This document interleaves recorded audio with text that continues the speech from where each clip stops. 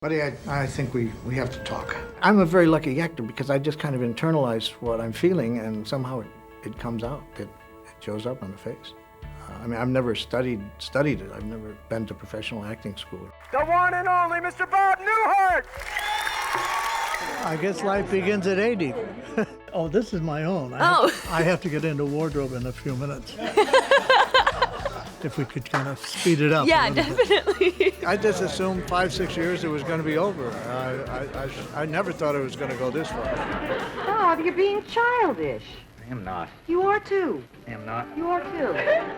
It's been a great life. It's just, making people laugh it's wonderful. I love you, America.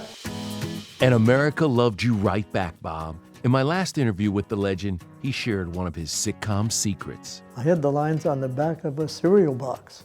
The director, he said, cut, cut, cut, cut. I said, Bob, nobody turns the cereal box around. I said, okay, you're right.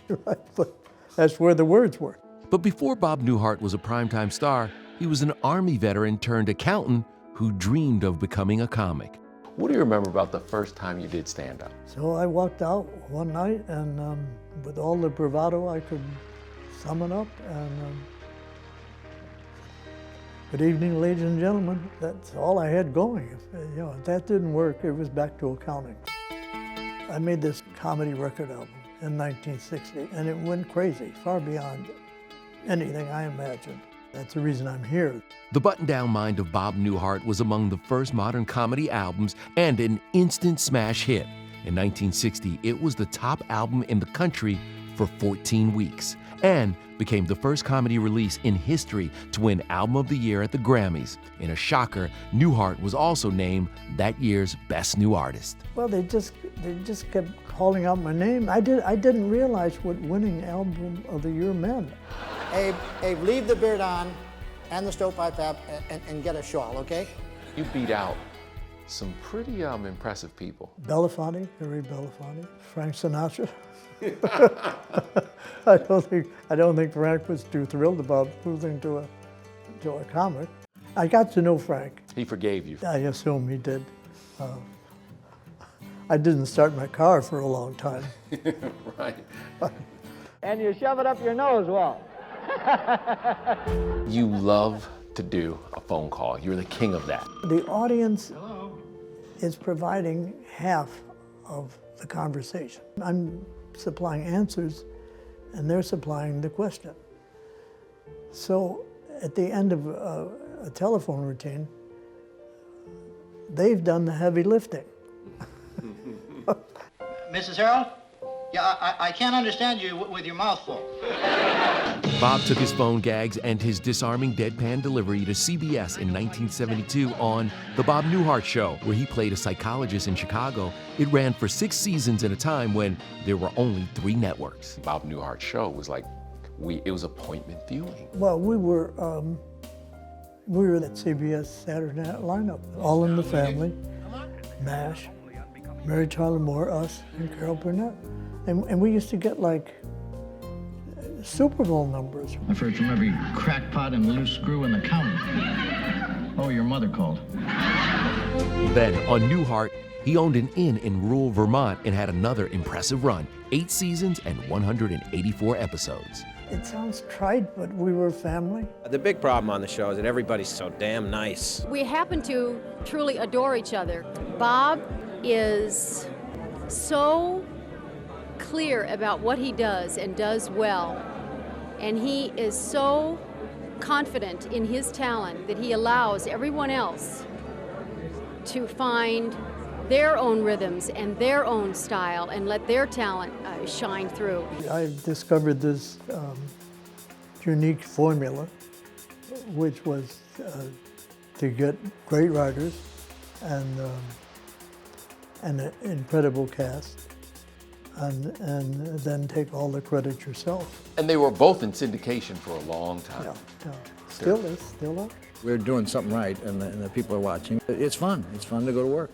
The Newhart finale in 1990 is still talked about today as one of the most memorable in TV history. All I can tell you is there will be a couple of surprises in the final show.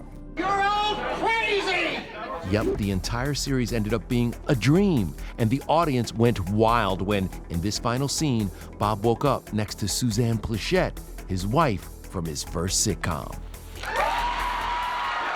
My wife's idea. We were at a Christmas party. I said, I think this is going to be the last year. And she said right away, she said, you should end it on a dream sequence. And I said, wow, what a great idea. And Susie was at the Christmas party. We told her. She said, I'll be there in a New York minute. She said, if I'm in Timbuktu, I'll be there. You're so cute.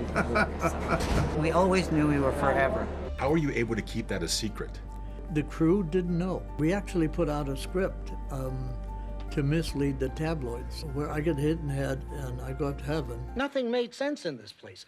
People told me they were alone in a hotel room and they were going, yes, yes, yes, yes, yes. I would rather leave a series a year too early than a year too late. And we're going off for winter. How do you account for the fact that not just once, but twice you have had long-running, successful TV series? America loves me. No, you've accounted for it. I mean, I belong on television. I don't really belong in movies. I tried movies and they didn't work. Movies did work for you. Well, Elf worked. I'll always be here for you. It just makes you feel good. I got 5 grandchildren, so the first time they've ever seen me is an elf. Bob Newhart, he was a pain in the ass, always bothering me. I'm like, what, Bob? I can't show you how to do everything. I just tried to, you know, take advantage of all my time with Bob. It was just, yeah, it was just great. Those guys are living history. Elf became one of the highest-grossing Christmas movies of all time. That same year, Bob was also a big part of Legally Blonde 2 with Reese Witherspoon. All day long, I felt like white open-toed shoes after Labor Day. I hate that feeling. Bob Newhart, he's such a national treasure. As Elle, it's so easy to go over the top and make her a caricature, but Reese is too smart to do that. She pulls it back down to where you like her. In his 70s, Bob returned to TV to guest star on shows like ER. Would you like to have dinner tonight? It's the first intentionally dramatic role that I've done. He popped up on Murphy Brown, Desperate Housewives, NCIS, and earned a new generation of fans on The Big Bang Theory as Sheldon's TV idol professor, Proton. I can get as close to you as I want without my mom saying it's going to ruin my eyes. Is he dangerous? I like Big Bang. I like the writing on it.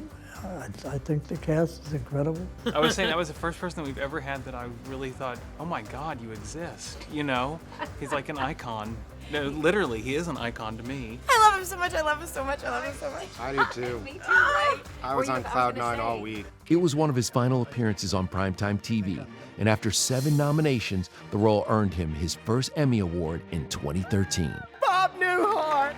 It's heavier than it looked. I never got to hold one. The standing ovation, that really threw me. I wasn't prepared for that. It was emotional.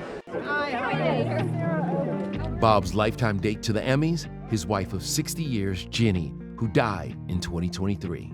How did you meet your wife? Fixed up on a blind date by Buddy Hackett. Buddy Hackett said, he said, Bobby, he said, you're Catholic, right? I said, yeah, buddy, I'm Catholic. Okay, I gotta go for you. She's going with another guy, but I don't think he's wife for her. Oh, he's wonderful. Jenny is the perfect wife. She really is. You know, she just kind of stays in the background and keeps the family going. You can't have a career like Bob has had. I mean, really, a great family, and that's because of Jenny. They married in 1963, the year after they met, and went on to welcome 4 children and 10 grandkids. What's a perfect day for you nowadays? see my kids, the grandkids. Jenny and I, we sit and we watch movies at night. You know, the comedian and his ego get in the way, but she cuts right to the bone, and she's been right time and time again. Oh, God, if she sees this, comedians' marriages tend to laugh.